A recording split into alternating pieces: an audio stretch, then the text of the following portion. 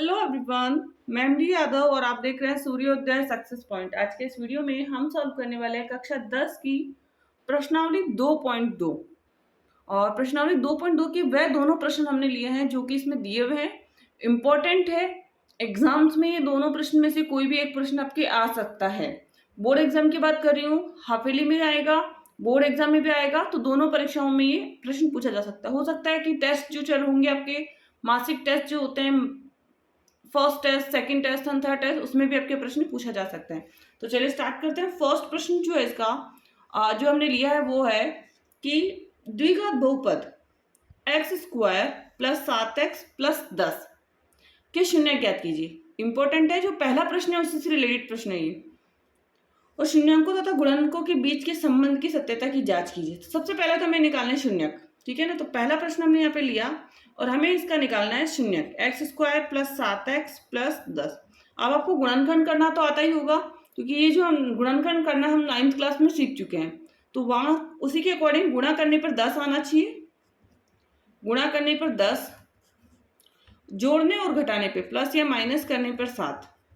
तो मैंने इस संख्या ली 5 × 2 तो 10 आ गया, 5 + 2 तो कितना आ गया, 7 आ गया, ठीक है ना।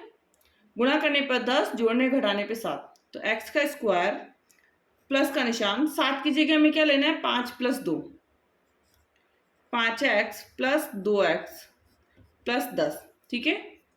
X square plus 5x plus 2x plus 10। Common लीजिए संख्या, यहाँ पे x कॉमन आ जाएगी तो x प्लस 5 बचेगा, इधर 2 कॉमन हो जाएगी तो यहाँ पे बचेगा x प्लस 5। तो हमारे पास है x प्लस 2 और x प्लस 5। तो इसका शून्यांक क्या हो जाएगा, x प्लस में 2 है तो माइनस में 2, और ये प्लस में 5 है तो माइनस में 5, ठीक है ना, बराबर x बराबर 5। तो ये दो हमारे शून्यांक हो गए। आंसर हमारे ये दो हैं, ठीक है ना, -2 और -5। आंसर तो हमारे आ गया -2 और -5। अब हमें जांच करनी है, और जांच कैसे करेंगे अब, तो सबसे पहले शून्यकों का योग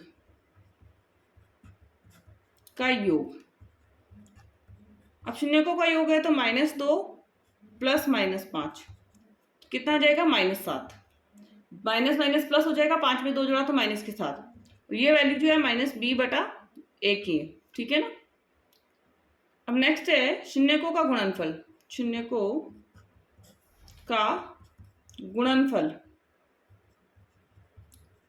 तो गुणनफल में क्या है, तो 5 -5 × -2, 5 दूनी 10, माइनस माइनस क्या हो गया, प्लस, तो 10 प्लस के आएंगे और c/a। तो इसका जो बहुपद है वो क्या बनेगा, a बराबर तो कितना है, कुछ भी नहीं है, x है तो एक्स स्क्वायर, b बराबर क्या है 7 है तो प्लस 7x, और c बराबर कितना है 10 तो 10। तो सेम बना हमारा समीकरण। तो ये क्या हो गया, इसका आंसर हो गया। इंपॉर्टेंट है, ये प्रश्न आपके एग्जाम में जरूर पूछा जाता है। तो x square plus 7x plus 10।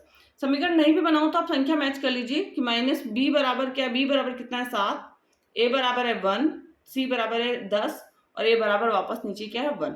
ए जो 2 बार आ रहा है दोनों में संख्या सेम होनी चाहिए। नेक्स्ट प्रश्न, एक प्रश्न हमने देखा कि एग्जाम में पूछा जाएगा, इसी का सेकंड प्रश्न, क्योंकि इसमें और प्रश्न है नहीं आपके पूछने वाले और नंबर इस एक्सरसाइज के अच्छे हैं, तो 2 प्रश्न इसमें से पूछे जाते हैं आपके एग्जाम में, और दोनों ही बहुत इंपॉर्टेंट है और बहुत ही सरल है। पहला प्रश्न हमने देख लिया। अब सेकंड जो प्रश्न है इस प्रश्नावली का पूछा जाता है वो है, एक द्विघात बहुपद ज्ञात कीजिए जिसके शून्यकों का योग तथा गुणनफल क्रमशः -3 और -2 है।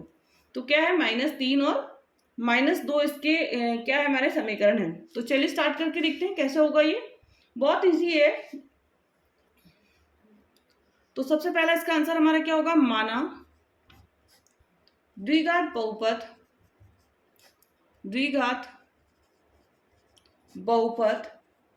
ax² plus bx plus c, ठीक है ना। और इसकी शून्यक है हमारे पास, शून्यक = अल्फा और बीटा, ठीक है, ये हमारा है। अब सॉल्व करना स्टार्ट करेंगे। तो अल्फा प्लस बीटा बराबर हमें क्या दे रखा है, -3, और ये वैल्यू होती है b/a की, -b/a की, एफ अल्फा इंटू बीटा, और अल्फा इंटू बीटा है तो यहाँ पर होगा -2, ओनली फॉर 2, क्योंकि 2 दे रखा है, तो ये है c/a की वैल्यू, ठीक है ना। तो बहुपद हमारा होगा ए की वैल्यू क्या आई 1 क्योंकि कोई भी संख्या नहीं है, बी की वैल्यू कितनी आई प्लस के 3 क्योंकि माइनस और माइनस प्लस हो जाएगा तो 3 हो जाएगा, और सी की वैल्यू कितनी आई 2। तो बहुपद हमारा बनेगा एक्स का स्क्वायर, ए की वैल्यू 1 है, लिखोगे तो भी चलेगा, नहीं लिखोगे तो चलेगा, बी की वैल्यू प्लस 3x और सी की वैल्यू प्लस 2।